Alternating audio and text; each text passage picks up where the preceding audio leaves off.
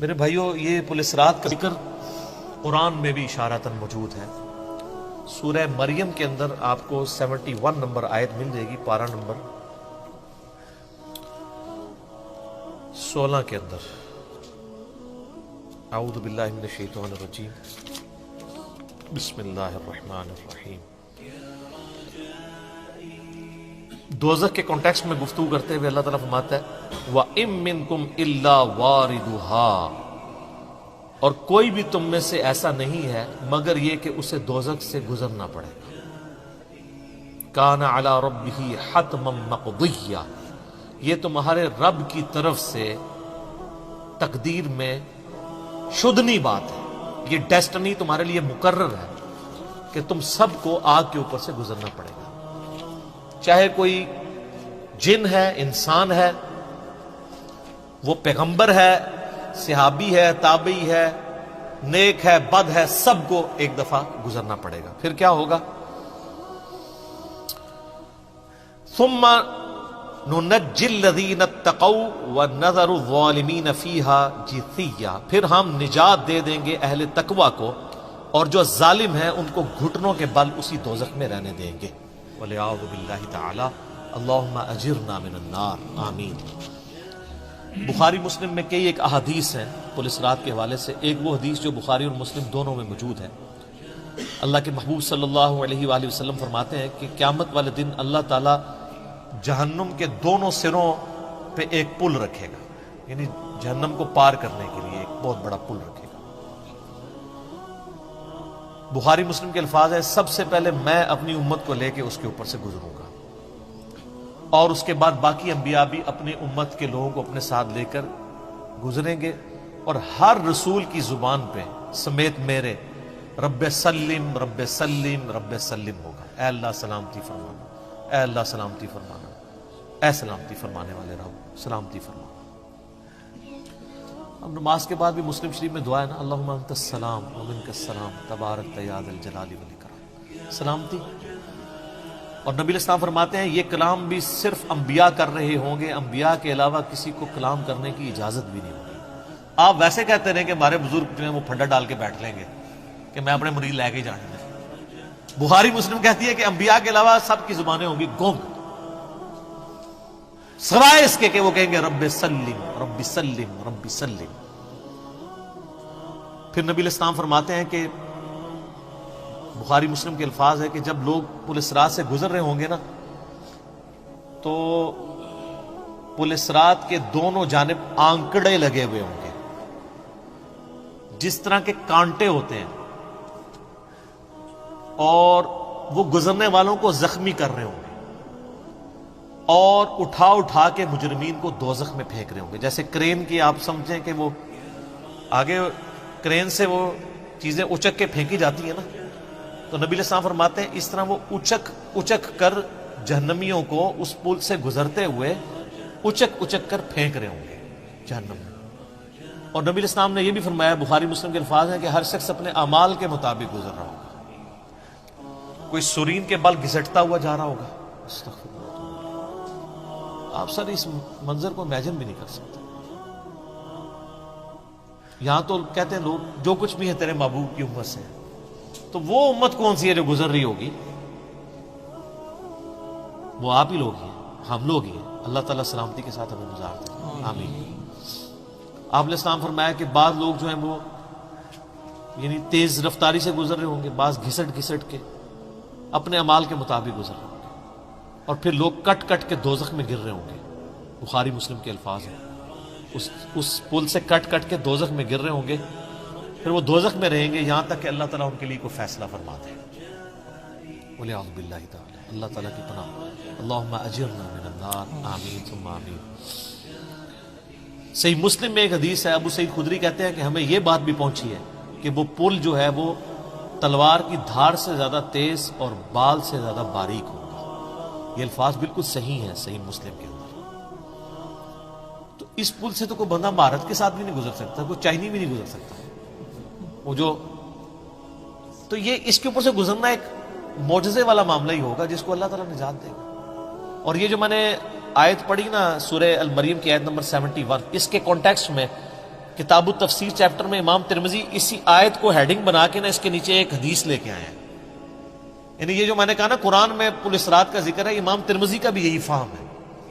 انہوں نے اس آیت کی ہیڈنگ بنا کے جامعہ ترمذی میں حدیث لی ہے بالکل صحیح سند کے ساتھ پل اسرات کے حوالے سے، کہ نبی صلی اللہ علیہ وآلہ وسلم نے ارشاد فرمایا کہ یہ پل اسرات جہنم پہ رکھا ہوا ایک پل ہے جس پر سے لوگوں کو گزرنا پڑے گا اور ہر شخص اپنے اعمال کے مطابق گزرے گا. بعض لوگ بجلی کسی تیزی سے گزر جائیں گے، جیسے آسمان سے ایسے بجلی کڑک کے نیچے پتہ ہی نہیں ود ان سیکنڈز. بعض ہوا کی تیزی سے گزریں گے جو اس سے کم نیک ہوں گے. بعض گھوڑ سوار یا اونٹ سوار کسی تیزی سے گزریں گے، بعض بھاگتے ہوئے گزر جائیں گے، اور بعض جو ہیں وہ پیدل چلتے ہوئے، اور بعض سرین کے بل گھسٹتے ہوئے. سر اتنا لمبا پل، پتہ نہیں کتنی مسافت ہے. بلکہ بخاری مسلم میں الفاظ ہے، نبی نے فرمایا کہ اس پل کی لمبائی اللہ ہی بہتر جانتا ہے، مجھے نہیں پتا کتنی ہے. اوئے ہوئے ہوئے. اور بعض ایسے ہوں گے جو کٹ کٹ کے پھر دوزخ میں گر رہے ہیں، اور ان کا معاملہ پھر بعد میں اللہ تعالیٰ طے کرے گا کہ ان کے ساتھ کیا کرنا ہے. استغفر اللہ. جامعہ ترمذی میں ایک حدیث ہے، حضرت انس بن مالک جو حضور کو 10 سال تک وضو کرواتے رہے، بخاری مسلم میں آئے. ترمذی میں الفاظ ہیں، وہ کہتے ہیں یا رسول اللہ قیامت دن آپ میری شفاعت کریں گے؟ فرمایا میں کروں گا. تو یا رسول اللہ مجھے اپنا پتہ بتا دیں، میں آپ کو کہاں تلاش کروں. انہوں نے انشور کیتا ہے. آپ نے فرمایا تم پورے صراط پہ آ جاؤ. اوئے ہائے، تم مجھے پورے صراط پہ دیکھ لینا، میرے امتی گزر رہے ہوں گے، میں ان کے لیے سلامتی کی دعا کر رہا ہوں. کہا یا رسول اللہ پھر پولیس رات پہ نہ پاؤں؟ تو آپ نے فرمایا کہ پھر تم میزان عمل پہ آ جاؤ، جہاں لوگوں کے نامہ اعمال تولے جا رہے ہوں. نبی الاسلام کا نامہ اعمال نہیں تول رہا ہوگا، آپ کو تو اللہ نے امن دے دیا نا، انا فتحنا لک فتحا مبینا. اور بخاری مسلم میں حدیث ہے، حدیث شفاعت کے سارے نبیوں سے لوگ ہوتے ہوتے حضرت عیسیٰ کے پاس جب اینڈ پہ آئیں گے نا تو وہ کہیں گے بس ایک ہی شخص ہے جس کو امن ملا ہوا ہے، تو محمد رسول اللہ کے پاس جاؤ، وہ شفاعت کریں گے. تو آپ علیہ السلام اپنی امت کی خاطر ہی یعنی میزان عمل پہ تکلیف کاٹ رہے ہوں گے. کہا یا رسول اللہ میزان عمل پہ بھی نہ پاؤں تو کہاں جاؤں؟ فرمایا پھر تم حوض کوثر پہ آ جاؤ، میں وہاں پہ اپنے امتیوں کو مشروب پلا رہا ہوں. بخاری مسلم میں درجنوں احادیث ہیں، آسمان کے ستاروں کے برابر اس کے برتن ہیں، اور جو ایک بار پیے گا وہ کبھی پیاسا نہیں ہوگا. جنت میں لوگ مشروب لذت کے لیے پیئیں گے، پیاس کی وجہ سے نہیں پیئیں گے.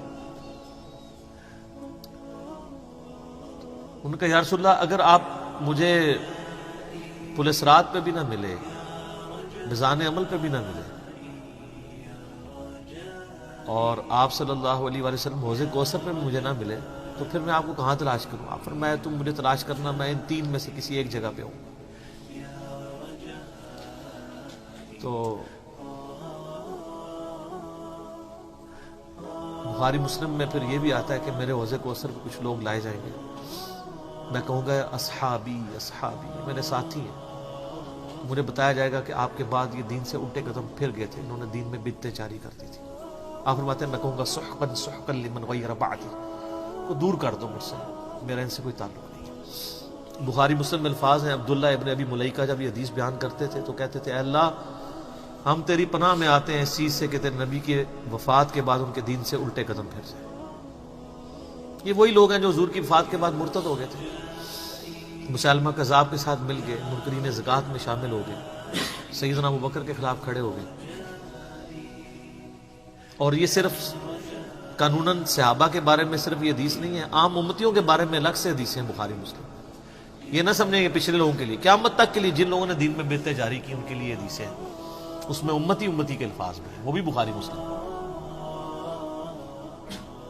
اور امت کیا کر رہی ہے؟ صحیح مسلم میں حدیث ہے، نبی الاسلام ایک دن اتنا روئے اور ساتھ ساتھ آیتیں پڑھ رہے ہیں قرآن کی. پہلے آپ نے سورہ ابراہیم کی وہ آیت پڑھی جس کا ترجمہ یوں ہے کہ ابراہیم علیہ السلام کہتے ہیں اے اللہ شیطان نے کتنے لوگوں کو بہکا دیا، تو جو شیطان کے رستے پہ چلا میرا اس سے کوئی تعلق نہیں ہے، یعنی اعلان برات کر دیا اپنے ماننے والوں سے. پھر آپ نے سورہ مائدہ کی وہ آیات پڑھی جس میں حضرت عیسیٰ علیہ السلام کی اور اللہ کی قیامت کے دن گفتگو ہوگی. اس میں عیسیٰ ابن مریم کہیں گے اے اللہ جب تک میں ان میں موجود تھا میں ان پر گواہ تھا، جب تو نے مجھے اٹھا لیا پھر تو اور تیرا ان کا تیری مرضی، ان کو عذاب دے یا چھوڑ۔ اعلان برات، پھر حضور نے کہا کہ یا اللہ ابراہیم نے بھی اپنی امت سے اعلان برات کر دیا، عیسیٰ نے بھی کر دیا، لیکن میں کہتا ہوں میری امت، میری امت۔ آئے ہائے، صحیح مسلم کے الفاظ ہیں، حضرت جبرائیل علیہ السلام آئے اور کہا کہ اللہ نے مجھے آپ کی طرف بھیجا ہے اور کہا کہ میرے محبوب سے پوچھو کہ اس کو وہ کون سی چیز ہے جو غم زدہ کر، حالانکہ اللہ کو سب کچھ پتا تھا۔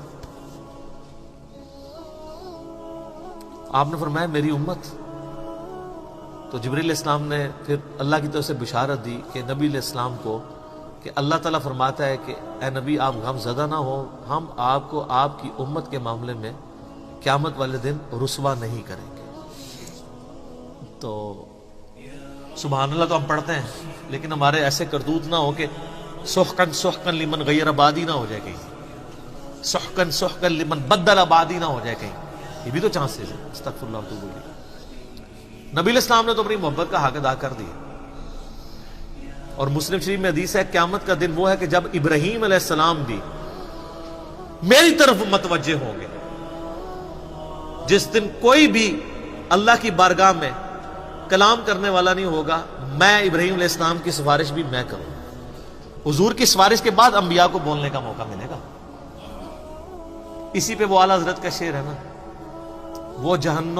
وہ جہنم میں گرا ان سے جو مستغنی ہوا، ہے خلیل اللہ کو حاجت رسول اللہ کی۔ بل ہم شعر کہہ سکتے ہیں، ہم محبت کے لیے نعرے مار سکتے ہیں، لیکن نبی علیہ السلام نے جو امت کو تعلیمات دی تھیں حجۃ الوداع کے موقع پر، غدیر خم کے موقع کے اوپر، امت نے کسی ایک وصیت کا بھی پاس نہیں کیا۔ اب یہ ایک دردناک ٹاپک ہے، جتنی مرضی بات کی جائے نہ ختم ہونے والی ہے۔ بس اس کو اسی پہ کنکلوڈ کرتے ہیں کہ اللہ تعالیٰ قیامت والے دن ہمیں اپنی رحمت کاملہ سے اپنے محبوب صلی اللہ علیہ وآلہ وسلم کی شفاعت کے ساتھ قیامت کی ساری ہولناکیوں سے بلا حساب و کتاب جنت میں داخلہ عطا فرمائے۔ آمین ثم آمین۔